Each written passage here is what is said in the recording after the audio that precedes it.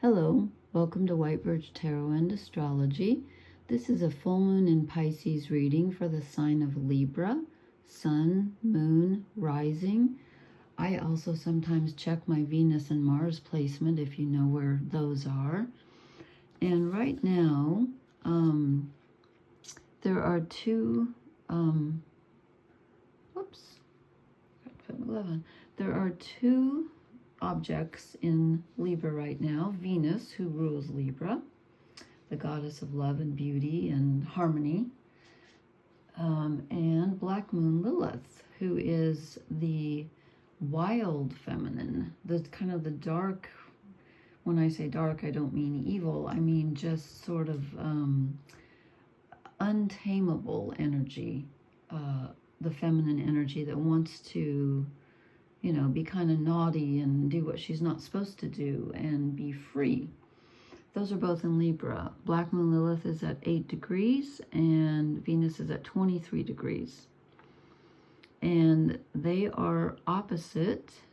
Black Moon Lilith is opposite the North nodes in Aries, which is 7 degrees Aries. So they're almost exactly opposite. North nodes are the path that you're taking in this lifetime to get to where you're supposed to evolve to in this lifetime.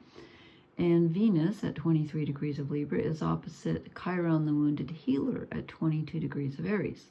So if you have planets in Libra, especially in the 20s, you might have been feeling some relationship-related wounds coming up, or dealing with problems in relationships related to childhood wounds or, you know, identity wounds in yourself.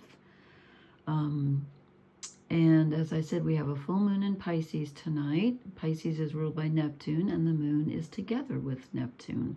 The moon is at 25 degrees, and Neptune is at 28 degrees of Pisces, so they're conjunct. We also have Saturn in Pisces at 13 degrees, I think, 15 degrees of Pisces, which is opposite Mercury.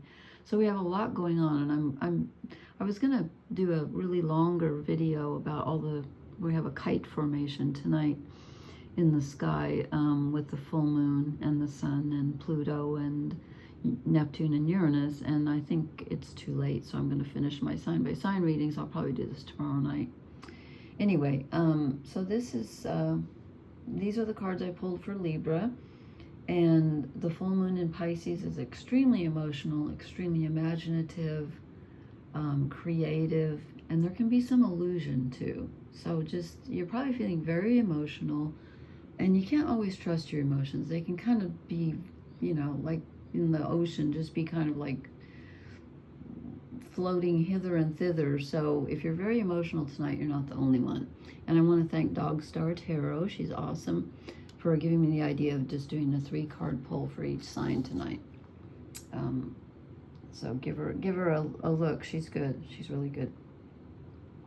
Okay, for Libra, I pulled the Wheel of Fortune.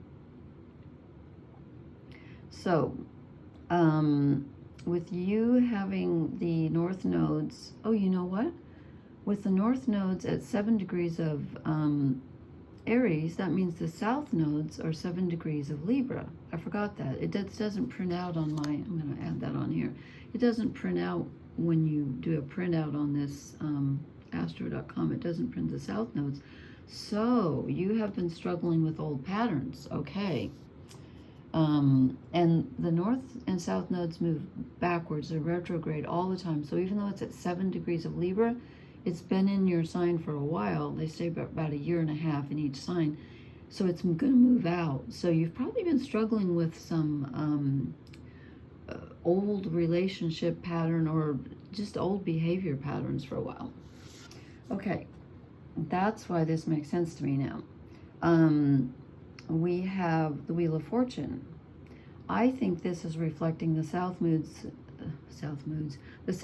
of the moon getting close to leaving Libra. And I'm sorry I didn't look up, you know, shouldn't be, but let's see, if they're in there for a year and a half, oh gosh, that means I have to do math. How many months in a year and a half? 18, and there's 30 degrees. So there's like 2 degrees a month. So let's say 4 months from now, it should move out of, that's approximate. And again, I shouldn't do math without a calculator. The Wheel of Fortune, I think things are going to lighten up for you. I think this is moving in your favor. I do. I think this is moving in your favor because next we get the Fool, which is a new adventure, a new endeavor. Could be a new career, could be a new relationship, could be a new something, but it's taking a risk, and it's starting something from scratch and starting over with something. The wheel turns and you start over, but it's positive. It's positive. And where does it lead you? Ah, the Queen of Cups.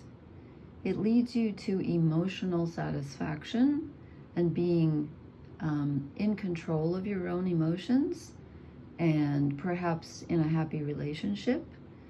This is good relationship energy, even if it's just with yourself. It could also be with someone else. But this is you being in control and happy emotionally, and that's great. I mean, that's really good. So this full moon, I think, is going to be perhaps a turning point for you. And I think it's going to feel good. And it may not feel good tonight, but I think the ripple effect that comes after it, I think you're going to be feeling pretty good emotionally. So you get probably the best reading of the night so far, I would say, or one of them. So I hope this was helpful. I'll probably wait until tomorrow night to post about the full moon, even though I'm kind of late because it's late here and I didn't get started early enough. So thank you for listening. Please hit the like, share, and subscribe buttons, and I will talk to you later. Blessings. Good night.